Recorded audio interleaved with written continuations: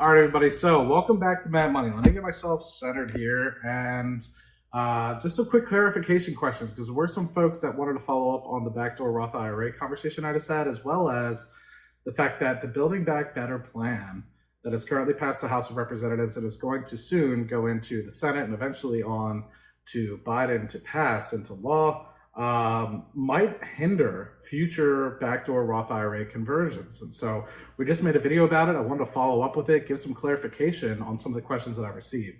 So there was one important question that somebody had asked, and they asked basically, hey, it's 2022 now. Can I still do a Roth conversion for the 2021 year?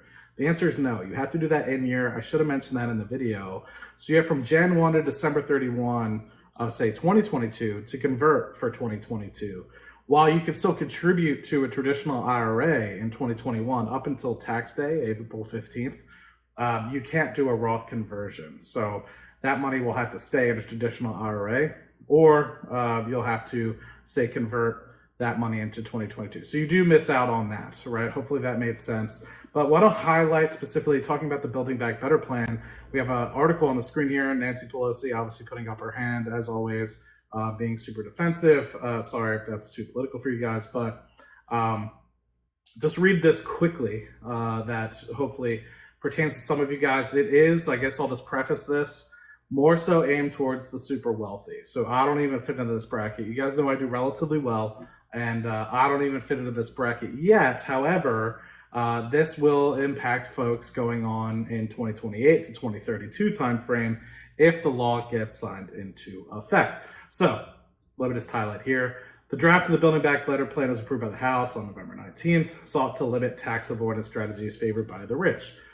Probably what we're going to be talking about a good bit here. And then basically talking about, as you guys may have seen over the past couple months, Peter Thiel has a $5 billion Roth IRA, of which, he mostly got that from investing in Facebook early on. These policies were designed to help level the playing field a bit, and the chance that Congress will make up meaningful retirement reforms in 2022 remains uncertain because obviously midterms are coming out as well. And who knows if they'll want to impact that before midterms to help sway some of the elections. So, highlighting a high-profile part of the Building Back Better plan would be to stop the uber wealthy from taking advantage of Roth IRAs, which were authorized in the late 1990s to help Americans save for retirement. Contributions made to Roth IRAs that you made based off of paid income taxes on that money already, so you've already paid the taxes up front. Enabling the biggest Roth IRA benefit, withdrawals down the road are free of federal income taxes.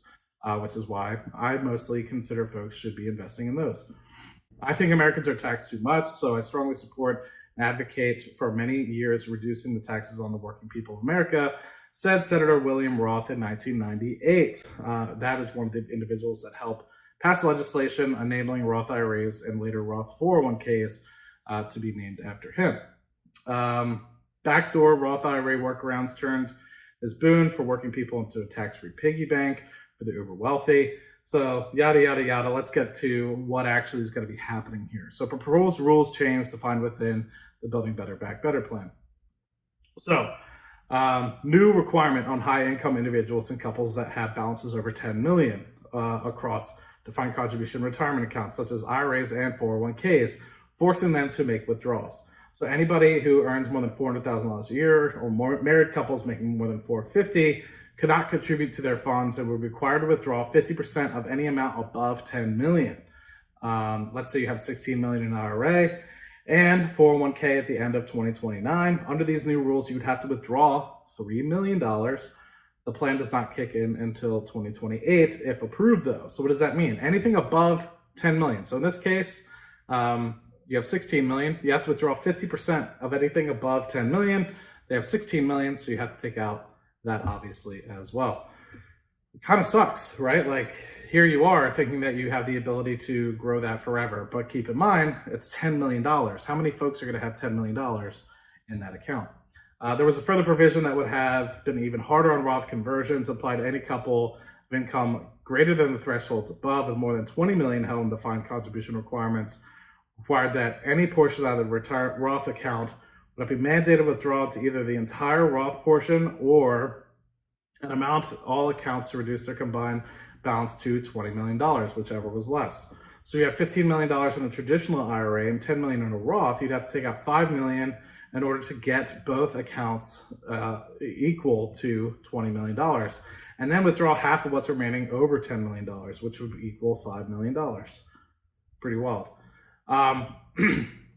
So building back better legislation also puts into effect specifically impacts for Roth accounts. Starting in 2022, the bill had proposed to do non-deductible backdoor and mega backdoor Roth conversions and putting an end to those, regardless of income level. And you'll be able to convert after-tax contributions made to a 401k or a traditional IRA to a Roth IRA, so no more Roth conversions.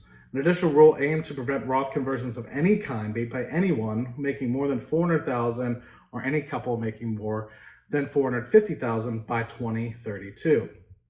Now let's go into this a little bit because that might seem, oh my God, but there's a select few. I think I read in another article about 18% of folks that actually fit into this category. Now keep in mind, with inflation, that would mean maybe $300,000, $250,000 in today's money.